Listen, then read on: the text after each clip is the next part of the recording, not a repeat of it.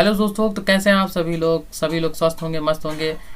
चलिए आते हैं अपनी एग्ज़ाम वाली करंट अफेयर में, जो कि आज क्लास 18 है। ये डेली रात को 9 बजे हमारे यूट्यूब चैनल पर अपलोड कर दी जाती है। अगर आप किसी भी एग्ज़ाम की तैयारी कर रहे हैं जिसमें करंट अफेयर आती है, तो ये क्लास आपके लिए बहुत ही इंपॉर्टेंट होने वाली है। अगर आपने अभी तक हमारे चैनल को सब्सक्राइब नहीं किया तो सब्सक्राइब कर लें और बेल आइकन को भी दबा लें, जिससे आने वाली सारी वीडियो की नोटिफिकेशन आप तक पहुँच जाए। अगर आपको हमारी डेली क्लास की पीडीएफ चाहिए तो आप हमारे टेलीग्राम चैनल कंपटीशन गैलेक्सी से भी जा करके डाउनलोड कर सकते हैं। तो चलिए स्टार्ट करते हैं आज की करंट अफेयर। तो सबसे पहले हम आपको आज का बता दें, आज है 14 अप्रैल जो भारतीय संविधान के इतिहास में भी एक बहुत बड़ा दिन है, जो कि आज भीमराव अंबेडकर जी की जयंती है।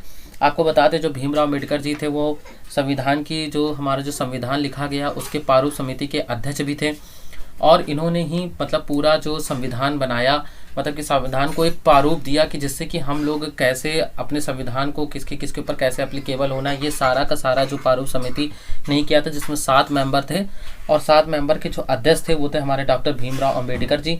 आपको पता होना चाहिए कि जो भीमराव अंबेडकर जी का जो निर्वाचन हुआ तो बंगाल प्रांत से हुआ था, लेकिन जब विभाजन की स्थिति आई थी तो वह पूर्वी पाकिस्तान में चला गया था, बंगाल का जो पोर्शन है। तो इस वजह से जो उनका जो दोबारा निर्वाचन हुआ तो वह बम्बई प्रांत से हुआ। तो आपको ये याद रखना, ये इम्पॉर्टेंट भी है एग्ज़ाम व्यू से।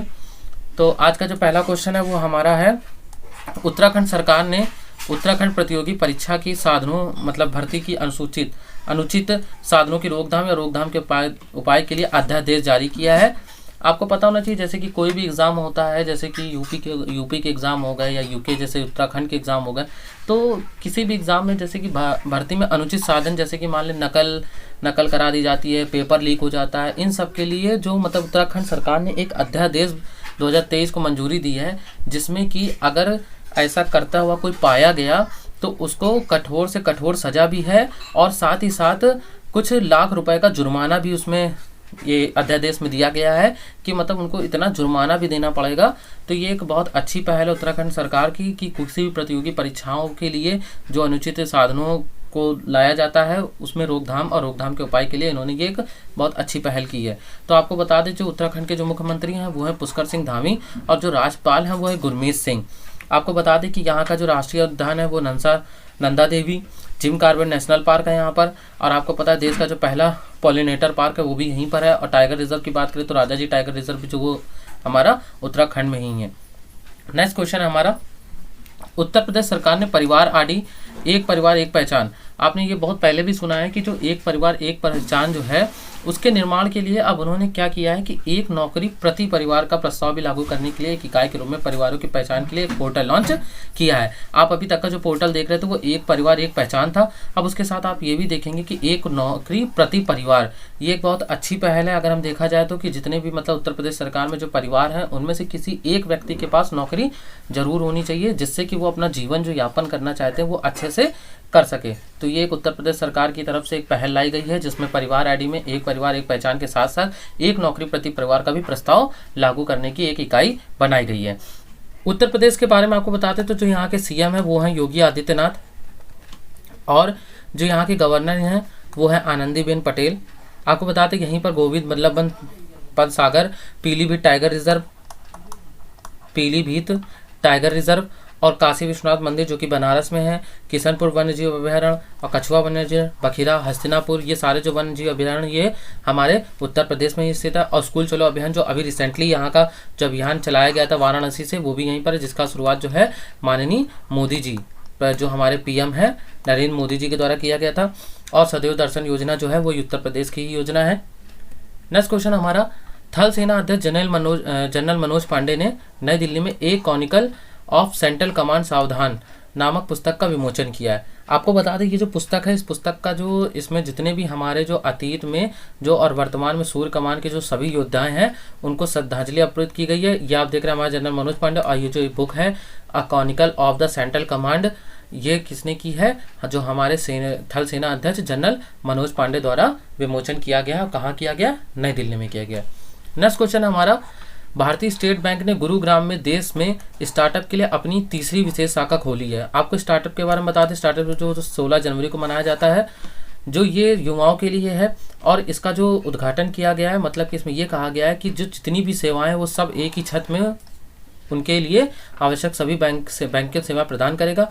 इस अवसर पर बोलते हुए जो इनके जो क्या कहते हैं चेयरमैन है दिनेश खारा जी, उन्होंने कहा है कि इस शाखा का प्राथमिक उद्देश्य जो है स्टार्टअप को उनकी यात्रा के हर चरण में एंड टू एंड सपोर्ट करना।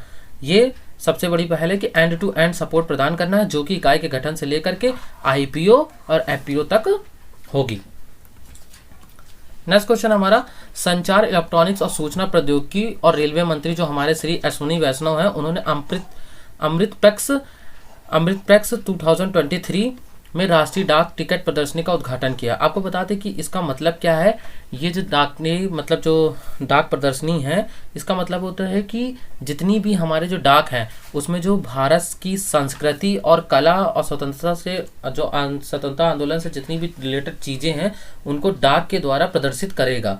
मतलब कि अमृतप्रेक्स 2023 जो है संचार मंत्रालय के तहत डाक विभाग द्वारा आयोजित राष्ट्रीय डाक टिकट प्रदर्शनी है, जो कि डाक टिकटों के माध्यम से भारत की समृद्धि, संस्कृति, विरासत और इतिहास को प्रदर्शित करेगी। डाक टिकट के माध्यम से, जैसे कि आप लोग देखते हैं नोटों में जो नोटों में जो पिक्चर्स बनी होती हैं, है ना, जैसे कि आप देख रहे हैं 2000 के नोट में मंगलयान की है, वैसे ही उनके डाक टिकट पे ऐसी ही कुछ फोटोज होंगी जो हमारे समृद्धि, संस्कृति और विरासत और इतिहास को प्रदर्शित करेंगी।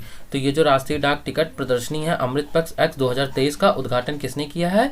वो अश्विनी वैष्णव ने किया है, और यह प्रगति मैदान जो दिल्ली में स्थित है वहाँ पर किया गया है।